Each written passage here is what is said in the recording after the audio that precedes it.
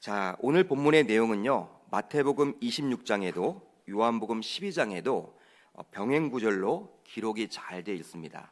아마 여러분들이 한두 번쯤은 다 읽어보시고 들어보셨던 내용일 것입니다. 특별히 마태복음과 이 마가복음을 보게 되면요. 비슷한 내용이에요. 아주 비슷합니다. 그런데 요한복음은 실명 이름까지 기록함으로 비교적 자세히 기록을 해주고 있다는 사실이죠. 오늘 본문을 보시면 예수님은 현재 베다니라는 동네에 머물고 계셨습니다. 베다니는 예루살렘에서 가까웠던 곳 같아요. 가까운 곳입니다. 그런 곳이었기 때문에 예수님이 예루살렘에 갈 때마다 항상 들렸던 곳이 바로 베다니였습니다. 바로 그곳은 예수님을 기억하는 많은 사람들이 있었기 때문이죠. 여러분, 요한복음 12장 1절을 보면요, 이렇게 기록을 하고 있어요. 제가 한번 읽어드리겠습니다.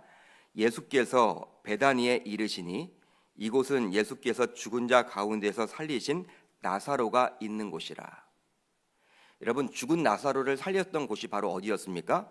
베다니라는 곳이었다는 사실이죠. 그러니까 베다니에서 예수님은 죽었던 나사로를 살렸기 때문에 많은 사람들이 예수님의 그 기적을 받고, 그렇기 때문에 예수님을 좋아했고 예수님에 대한 추억으로 가득 차 있었습니다.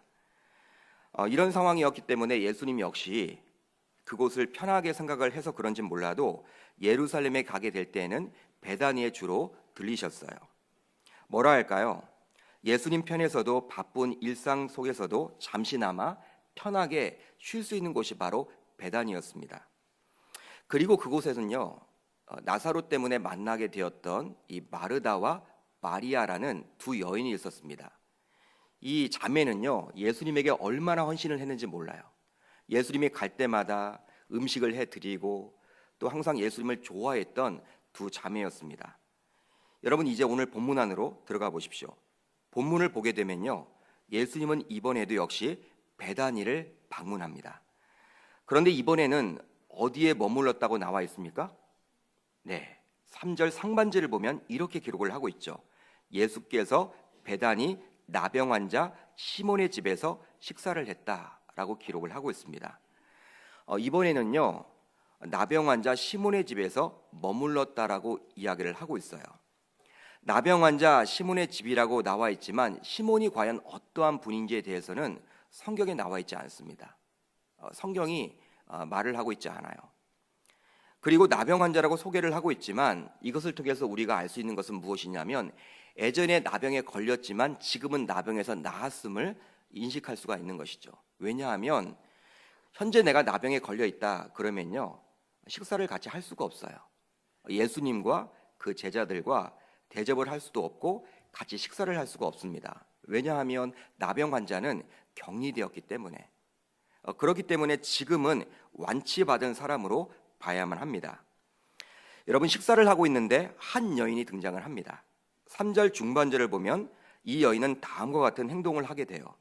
한 여자가 매우 값진 향유 곧 순전한 나드 한 옥합을 가지고 와서 그 옥합을 깨트려 여자의 머리에, 예수의 머리에 부으니라고 기록을 하고 있습니다.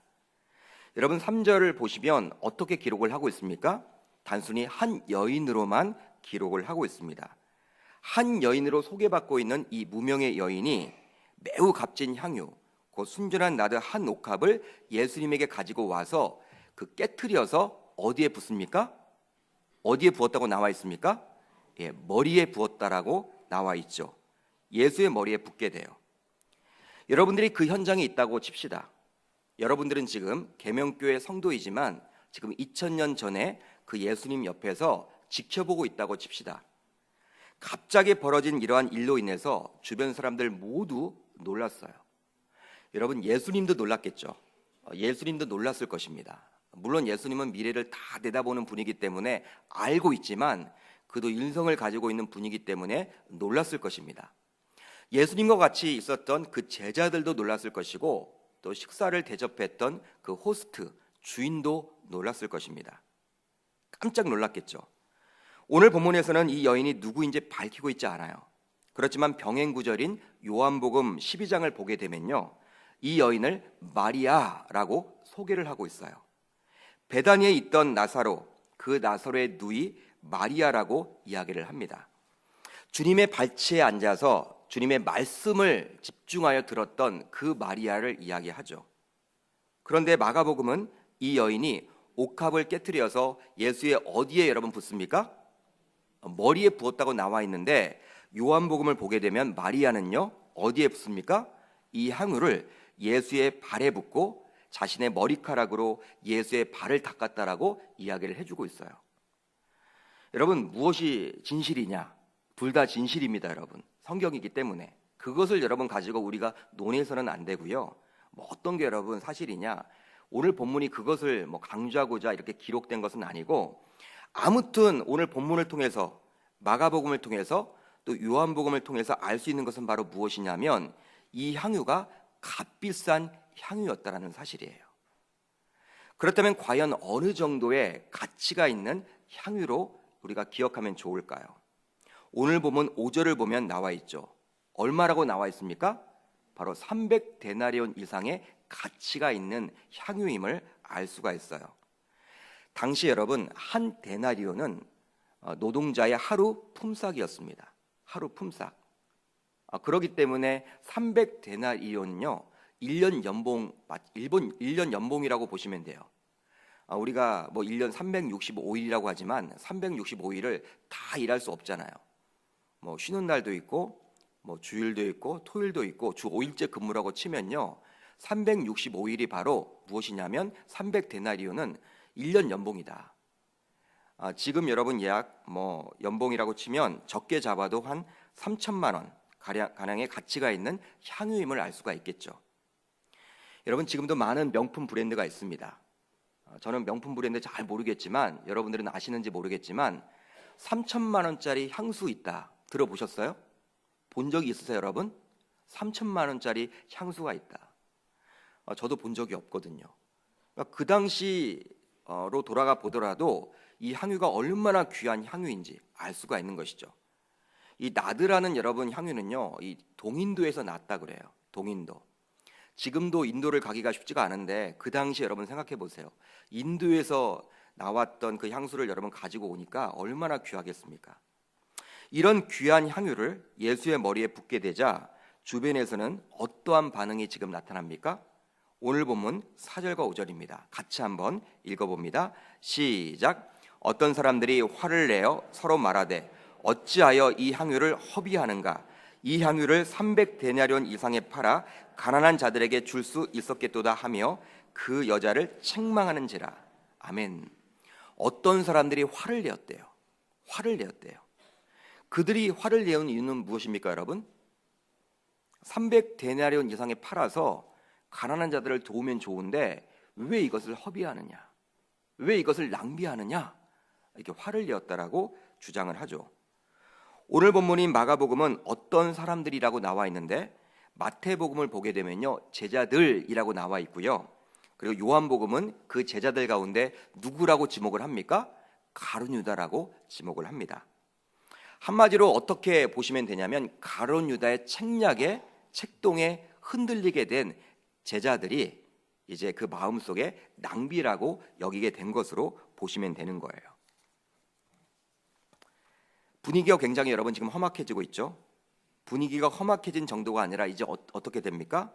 이제 이 여인이 책망을 받게 되고 있습니다. 책망까지 받게 되는 거예요. 처음에는 화만 내었다가 이제 공격을 누구에게 하게 됩니까?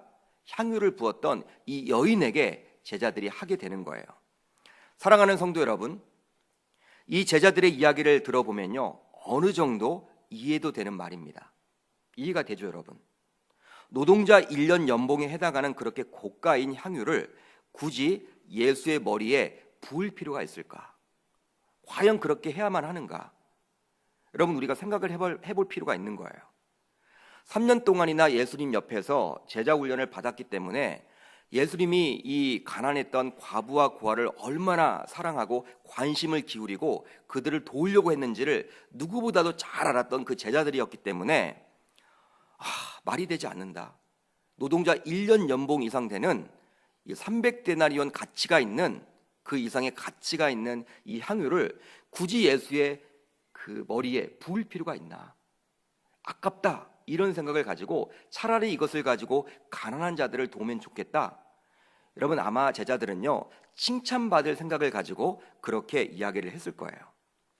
오늘날 교회 안에도 본문에 나오는 제자들과 같은 생각을 가지신 분들도 분명히 있을 것입니다. 왜 교회에서 낭비를 하느냐, 왜 허비를 하느냐 라고 주장하는 분들이죠. 교회 안팎에 얼마나 가난한 분들이 많으냐, 야, 우리가 구제를 해야 되는데 이 구제라는 것은 교회의 사명 아니냐, 우리 교회만 해도 가난한 자들이 많고 이 광명 땅에도 가난한 분들이 얼마나 많으냐, 우리 교회가 다 도와야 되는 것 아니냐, 이렇게 여러분 이야기하는 분들이 있을 거예요. 교회 재정은 내부적으로만 쓰여져서는 곤란하고 외부적인 구제의 주로 쓰여져야 한다라고 주장하기도 합니다. 아마도 이런 문제를 가지고 공동회의를 하게 되면요, 제자들의 이야기에 동조하는 분들이 훨씬 많을 거예요. 여러분, 맞는 말이고요. 교회는 구제를 또 해야만 합니다. 저도 거기에 동의를 합니다. 그것을 부정하는 것은 아닙니다. 그런데 여러분, 오늘 본문을 보십시오. 우리 주님의 반응은 무엇입니까? 우리 주님의 반응은 어떻게 기록을 하고 있습니까? 자신이 평소에 가리켰던 대로 가난한 자들을 돕겠다라는 제자들의 이야기에 동조를 하고 있습니까? 그들을 칭찬하고 있습니까? 제자들이 칭찬을 받고 있습니까, 여러분? 어떻게 나와 있습니까? 그렇지 않죠. 오늘 본문 6절을 봅시다. 같이 읽어봅니다. 시작. 예수께서 이르시되 가만두라. 너희가 어찌하여 그를 괴롭게 하느냐? 그가 내게 좋은 일을 하였느니라. 아멘. 여러분, 예수님의 판단은요, 제자들의 판단과는 완전히 180도 달랐어요. 정반대였습니다. 제자들은 가난한 자들을 생각했지만 오히려 예수님은 자신에게 좋은 일을 했다라고 이야기를 하면서 이 여인을 두둔하고 있어요. 자신의 머리에 부었던 이 여인을 두둔하고 있어요. 두둔만 합니까, 여러분? 9절을 보시면요, 오히려 이 여자를 칭찬하고 있습니다. 최고의 칭찬을 하고 있는데 9절을 한번 우리가 같이 읽어봅니다. 시작. 내가 진실로 너희에게 이르노니 온 천하에 어디서든지 복음이 전파되는 곳에는 이 여자가 행한 일도 말하여 그를 기억하리라 하시니라. 아멘. 여러분, 한번 생각해 보세요. 그를 기억하리라. 누가 기억한다고 합니까? 누가 누구를 기억하는 거예요? 예수님께서 그 여인을 기억한대요. 그를 기억하리라. 이 여자의 행함을 기억하겠다라고 주님은 약속해주고 있습니다. 여러분, 이것보다 더 큰 축복이 어디 있겠어요? 주님의 기억에 남는 사람이 된다는 것은요, 얼마나 큰 축복이겠습니까? 우리 성도님들도 오늘 본문에 나와 있는 이 여인과 같이 주님에게만 인정받고 사랑받으시길 바라고 주님의 기억에 남는 사람들이 되시길 바랍니다. 사람들이 얼마나 많아요, 여러분? 또 신자들이 얼마나 많습니까? 많고 많은 신자들 가운데 주님의 기억에 남는 사람이 된다는 것 그 자체가 얼마나 큰 축복이냐는 거예요. 그런데 그 여인은 그렇게 주님이 기억하겠다라고 칭찬을 해주고 있는 것이죠. 이 여자가 행한 일로 말하여 그를 기억하리라. 그의 행함을 내가 기억하겠다. 그러니까 여러분들이 헌신을 하고 사역을 하고 구제를 하고 신앙생활을 해나가는 데 있어서 정말 주님에게 기억에 남는 그런 사람들이 다 되시기를 주님의 이름으로 축복합니다. 성도 여러분, 그렇다면 오늘 본문을 통해서 저와 여러분들은 무엇을 배울 수가 있겠습니까? 우리가 여러분 이 본문을 통해서 어떠한 교훈을 얻을 수가 있겠습니까? 그냥 이 본문은 그냥 하나의 스토리가 아니잖아요. 예수님께서 죽을 날이 얼마 남지 아니했는데 그때 있었던 사건이기 때문에 분명히 굉장히 중요한 사건이고 저와 여러분들에게 주시고자 하는 메시지가 있는 거예요. 여러분, 이 본문을 통해서 우리는 무엇을 배울 수가 있습니까? 바로 신앙생활에도 우선순위가 있다는 거예요. 한번 따라합니다. 신앙생활에도 우선순위가 있습니다. 다시 한번 따라합니다. 신앙생활에도 우선순위가 있습니다. 여러분, 본문 7절을 한번 우리가 같이 읽어봅니다. 시작. 가난한 자들은 항상 너희와 함께 있으니 아무 때라도 원하는 대로 도울 수 있거니와 나는 너희와 항상 함께 있지 아니하니라. 아멘. 줄을 한번 그어보세요. 나는 너희와 항상 함께 있지 아니한다. 여러분, 우리 주님이 직접 이야기를 했어요. 바로 우선순위를 말하죠. 우선순위를 말합니다. 가룟 유다를 비롯한 제자들은요, 가난한 자들을 먼저 돕겠다라는 거예요. 그게 우선이라는 거예요. 그렇지만 우리 주님은 이제 자신이 십자가를 질 시간이 가까워졌음을 이야기합니다. 그렇다면 2018년도를 살고 있는 저와 여러분들은 어떻게 해석을 하면 좋을까요? 이 본문을 바로 신앙생활을 해나가는 데 있어서 가장 우선적으로 예수 그리스도를 만나야 한다라는 거예요. 여러분 아멘입니까?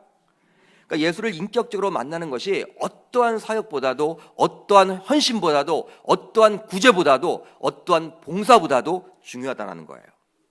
아무리 귀한 사역이고 봉사일지라도 사역하고 봉사하는 자가 먼저 주님을 인격적으로 만나지 못하고 하는 봉사와 사역은 아무것도 아니라는 거예요. 그렇기 때문에 우리는 먼저 봉사와 사역하기 전에 누구를 만나야 합니까? 예수 그리스도, 즉 십자가를 통과해야 돼요. 구원의 확신 없이 하는 사역과 구원의 확신 없이 하는 헌신, 또 받은 은혜 없이 하는 확신과 받은 은혜 없이 하는 헌신과 그 사역은요, 아무것도 아니라는 거예요. 아무리 가난한 자를 돕는 것이 중요한 사역일지라도 우리 주님은 은혜 받는 것이 먼저라고 이야기를 해주고 있는 것입니다. 여러분, 사역을 오랫동안 해왔던 분들은요, 그 사역이 이제 중요하기 때문에 또 자신이 맡은 팀장이나 부장 같은 경우 또 자신이 책임자다라고 이야기를 하게 되면요, 그 사역이 정말 중요하기 때문에 그 사역을 하느라 은혜 받을 수 있는 그 시점에 은혜를 받지 못하는 경우들도 많이 있더라는 거예요. 여러분, 사역이기 때문에 사역을 준비한다고 해서 말씀의 자리와 같은 은혜 자리를 놓치고 기도의 자리를 놓치고 예배의 자리를 놓칠 수도 있다는 거예요. 저는 그런 분들을 많이 봤어요. 이것은 아주 위험한 것입니다. 아주 위험한 것입니다. 그러니까 새 가족들 가운데 특별히 다른 교회에서 이렇게 오신 분들, 이렇게 수평 이동으로 오신 분들 가운데서는요, 그러니까 뭐라도 막 하고 싶나 봐요. 이제 새로운 교회 가게 되면요, 뭐라도 하고 싶어서 목사님 빨리 이 교육 끝나고 뭘 좀 하고 싶습니다라고 이야기를 하는데요, 저는 항상 그런 이야기를 해드려요. 봉사나 헌신은 나중에 실컷 할 수가 있습니다. 충분히 할 수가 있습니다. 죽을 때까지 할 수 있습니다. 그러니까 은혜 받을 수 있을 때는 은혜를 받으십시오. 그러니까 훈련과 양육을 받을 때는 받으십시오라고 저는 권면을 드려요. 그렇기 때문에 여러분, 진정한 신자라면 우리는 먼저 예수 그리스도에게 집중할 수 있어야 하는 거예요. 예수가 있는 구제, 예수가 있는 선교, 예수가 있는 봉사, 예수가 있는 사역이 되어야 하는 것입니다. 예수가 없이 하는 구제는요, 세상의 구제와 무엇이 다를 바가 있겠어요? 여러분, 세상 사람들도요, 구제 많이 해요. 요즘에 각 구청마다 복지가 얼마나 여러분들 잘 되는지 몰라요. 정부에서도 여러분 복지 하잖아요. 복지 지향적 국가로 다 가는 거예요. 선진국이 되면, 나라가 여러분 부강하게 되면, 그러니까 나라에서 여러분 다 해줘요. 근데 교회에서도 여러분 구제를 하잖아요. 예수가 빠져 있으면 그 세상의 구제와 무슨 차이가 있냐는 거예요. 아무 차이가 없다라는 것이죠. 예수가 여러분들 오늘 본문을 보게 되시면요, 예수님을 3년 동안이나 따라다니며 제자 훈련을 받았던 제자들은 예수가 너무나 가까이 있다 보니 예수보다도 구제가 먼저였습니다. 그러나 마리아라고 불렸던 이 여인은 다른 무엇보다도 누가 먼저였습니까? 예수가 먼저였다는 사실이에요. 그는 언니인 마르다가 뭐라 해도 주의 발치 밑에서 앉아서 항상 주님의 말씀을 듣는 것에 집중했던 여인이었습니다. 그러니까 은혜 받는 것이 항상 먼저였다는 사실이에요. 사랑하는 성도 여러분, 우리 신자들은 이것을 항상 조심해야 합니다. 봉사를 하고 헌신을 한다는 것 때문에 주님을 놓쳐서는 곤란하다는 사실이에요. 계명교회도 많은 팀이 있습니다. 팀 운영이 잘 되고 있습니다. 팀마다 지금 열심히 하고 있죠. 각 팀이 다 중요하지만 이 팀보다 더 중요한 것은 무엇이냐면 교회의 머리이신 예수 그리스도인 것입니다. 여러분, 예수님이 빠져 있는데 팀이 잘 운영될 리가 있겠습니까? 나중에는요, 다툼이 생겨요. 또 경쟁이 생길 수밖에 없어요. 우리 팀밖에 없어요. 다른 팀은 눈에 보이지 않아요. 그게 바로 여러분 영적인 원리라는 사실이죠. 교회 신앙생활에서 이 예수보다 더 우선시 될 수 있는 것은 아무것도 없다는 거예요. 여러분, 예배가 왜 중요합니까? 예배가 왜 중요해요? 그냥 사람들이 모이는 이 자체가 중요한 것이 아니라 예배에는, 진정한 예배에는 누가 계십니까? 하나님이 계시다라는 사실이에요. 주님의 임재하심이 있기 때문에 예배가 중요한 것이고, 기도가 여러분 왜 중요한 것입니까? 주님과의 만남이기 때문에 중요한 것이고, 여러분 말씀이 왜 중요한 거예요? 주님의 말씀이기 때문에. 여러분 우리가 있는 성경 66권이 왜 중요한 거예요? 주님의 말씀이기 때문에. 우리는 중요하다라고 여겨서 정경이다라고 이야기를 하잖아요. 그러니까 세상 사람들은요, 그냥 주님의 말씀 성경을 그냥 일반적인 책으로 여겨요. 중요하게 여기지 않아요. 근데 우리는 중요하잖아요. 우리 계명교회가 여러분 왜 중요합니까? 예수 그리스도가 계시기 때문에 중요한 거예요. 우리의 구역 모임 다우려면 어떻게 해야 됩니까? 그 가운데 예수 그리스도가 계셔야 하는 거예요. 그러니까 예수님 이야기를 빼놓고 다른 이야기를 하면요, 그건 여러분 구역 모임이 제대로 될 수가 없는 것이죠. 우리의 사역과 헌신이 중요하게 존중받으려면, 그러기 때문에 바로 그 중심에는 예수 그리스도가 있어야 함을 오늘 본문을 통해서 알게 되는 것입니다. 사랑하는 계명교회 성도 여러분, 저와 여러분들 모두 오늘 본문에 등장하는 한 여인의 헌신을 귀감으로 삼아서 항상 신앙생활에 우선순위가 있음을 꼭 붙들기를 주의 이름으로 축복합니다. 가장 중요한 건 바로 예수 그리스도예요, 여러분. 예수 그리스도. 오늘 본문 여러분 8절을 한번 같이 읽어봅니다. 8절 시작. 그는 힘을 다하여 내 몸에 향유를 부어 내 장례를 미리 준비하였느니라. 여러분 중요한 단어가 하나 나와 있죠. 힘을 다하여. 힘을 다했다. 여러분 정성을 기울였다라는 거예요. 거기에 전념했다라는 거예요. 주님의 장례를 준비했다. 여러분 이 마리아가요, 이 여인이라고 지칭하는 이 무명의 여인이, 이 마리아죠 여러분, 예수님의 장례를 미리 내다보고 이렇게 한 건 아니에요. 그렇게 한 건 아닙니다. 그렇지만 공교롭게도 주님의 장례가 지금 얼마 남지 않았죠. 우리 주님은 칭찬해주고 있는 거예요. 이게 우연이라고 여러분 보십니까? 이 여인이 여러분 교회를 섬기고 주님을 섬기는 그 모습, 그게 여러분 하나님이 기뻐 받으셨고, 또 그걸 가지고 주님은 이렇게 미리 장례를 준비했다라고 칭찬까지 해주고 있다라는 사실이에요. 우리가 교회 사역을 할 때에도 마찬가지예요. 주님이 계시는 사역이 되어야 된다는 거예요. 주님이 없다면, 주님의 일이라면 거기에 전념을 다하고 기쁨으로 감당해 나아갈 때 그것이 온전한 사역이 된다라는 사실입니다. 사랑하는 계명교회 성도 여러분, 특별히 이 새벽에 나올 정도의 신앙을 가지고 있는 여러분들은 한 가지씩은 다 지금 사역을 하고 계실 것입니다. 그런데 그 사역을 왜 하십니까? 누구 때문에 하십니까? 바로 주님의 은혜 때문에 하시는 줄 믿으시길 바랍니다. 여러분 내가 만난 예수님이 너무나 기뻐서 감격이 있어서 그 기쁨으로 하셔야 된다는 거예요. 그냥 누가 시켜서 억지로 하다 보면요 지치기 마련이에요. 연말에 가면요 다 하지 않으려고 그래요. 왜 그런 사역이 나타나는 것입니까? 주님이 없기 때문에, 주님에 대한 만족이 없기 때문에. 주님에 대한 기쁨이 있다면요 서로 하고 싶은 사역이 될 줄 믿어요. 저와 여러분들 오늘 본문을 통해서 한 가지만 붙들고 기도하기를 원해요. 바로 무엇입니까? 우리의 신앙생활은 우선순위가 있다는 거예요. 가장 중요한 것이 누구입니까? 예수 그리스도.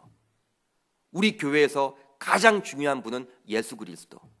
우리 구역에서, 우리의 가정에서, 우리 팀에서, 우리의 사역에서, 우리 주일학교 부서에서, 우리 성가대에서 가장 중요한 분은 바로 예수 그리스도. 그분이 빠진다면 우리의 사역은 아무것도 아니게 되는 것입니다. 우리 사랑하는 성도 여러분, 이것 붙들고 이제 찬양 후에 기도할 때 하나님을 깊이 만나고 체험하고 돌아가시기를 주님의 이름으로 축복합니다.